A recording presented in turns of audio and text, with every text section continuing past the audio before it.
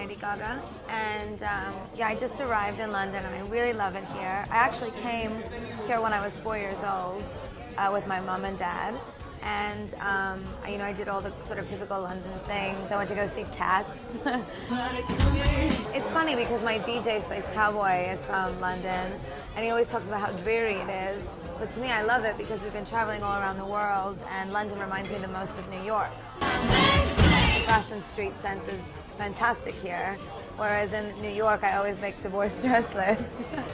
And in London and in Germany and France and in Sweden, it's oh my God, Gaga stole the show at the party. So it's just a totally different mentality.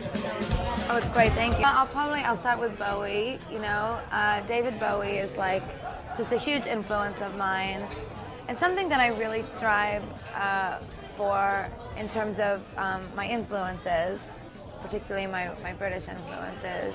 I'm very particular about not sounding just like David Bowie or just like the Stones or whoever I'm emulating. So with David Bowie in particular, it's like, for me, it's the intelligence behind the records.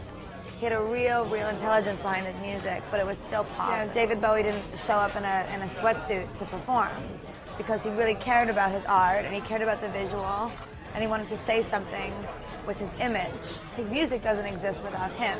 It's like, it's completely symbiotic.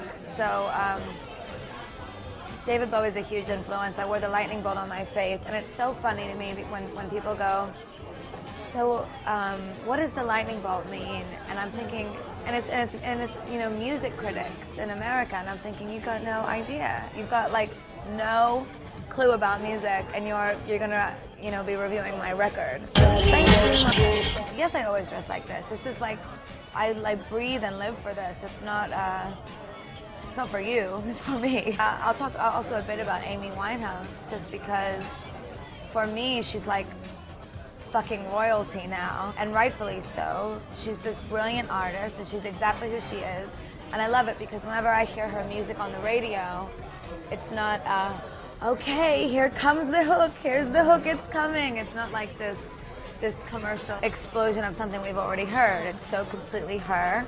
I'm influenced by her bowls. It's funny, Brit's got a lot of bowls.